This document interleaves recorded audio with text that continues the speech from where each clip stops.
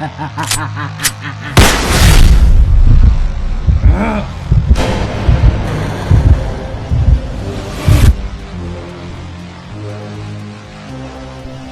we're all waiting for Andy Muschietti to direct Batman Brave and the Bold, and when are we going to see this film? Well, according to the WBD upfronts that took place last night, this is where we got the information on the release date for Supergirl, Woman of Tomorrow, directed by Craig Gillespie. Super excited about that. That's going to be amazing. And we got that release date for June 26, 2026, which is going to be a nice follow-up for James Gunn's Superman, which is going to be released on July 11th, 2025. And we're all speculating whether or not Brave and the Bold could release in 2027, and that would be amazing. Man, the first time was so nice, I had to do it twice.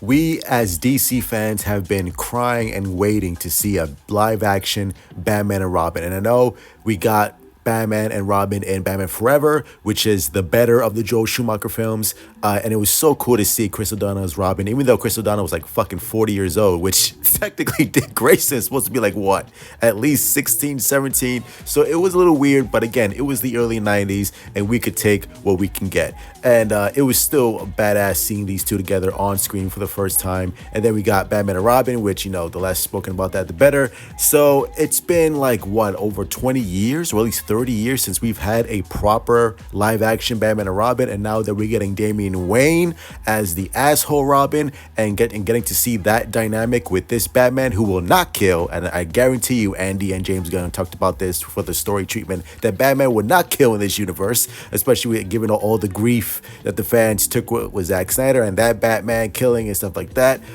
So this Batman will be the proper Batman, the comic book Batman, the Batman animated series Batman, whereas in Damian Wayne, he will kill, he will murder, and that's gonna be a fun dynamic to see Bruce Wayne trying to instill this no-kill code towards this little assassin, you know, who's raised by Talia al Ghul and is the grandson of Ra's al Ghul.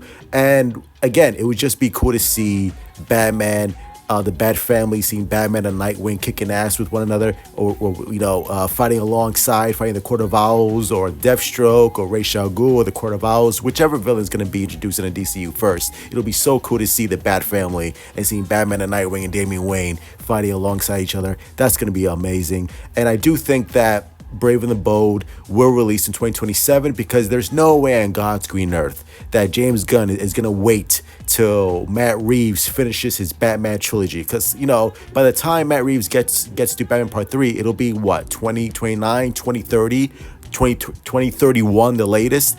Like, James Gunn is not going to wait that long. And James Gunn has already said that, you know, he's going to put up a title card for general audiences to let them know that this is an Elseworld movie and this is the main continuity DCU, so the audiences don't get confused. And you can introduce 2 live-action Batman films during the course of this time period. Like people are not going to be confused. People are smart enough to realize, okay, this is the Batman for the Matt Reeves universe, and this is the new Batman going forward to the DCU, and they're not going to wait 10 years or the latest fucking like 8 years to introduce the new DCU Batman. That's insane. We can have 2 live action Batmans running concurrently. It'll be fine. It'll be okay.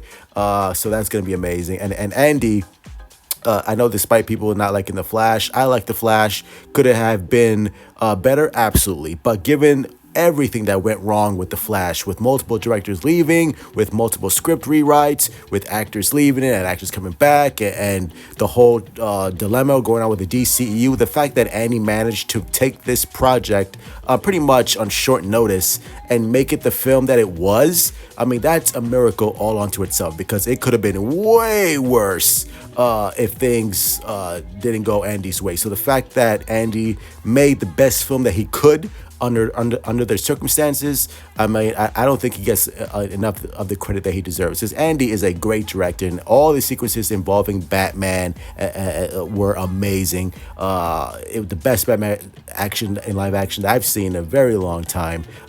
So I think we're in good hands with Andy, because now he doesn't have to deal with all the nonsense and BS. He can really start this Batman project from the ground up, take it take his time, really develop the story, the characters, and just deliver one badass action Batman film, which I think he is very capable of doing. So it's going to be amazing, and I do think that 2027 will be the release date for the DCU Batman Brave and the Bold. So that's going to be it. Hit like, subscribe, follow me on Twitter, Instagram, Discord, TikTok. This is actually in the comments below. What do you think of all of this news? All the links will be down below. Love you all. Stay safe. Truth out.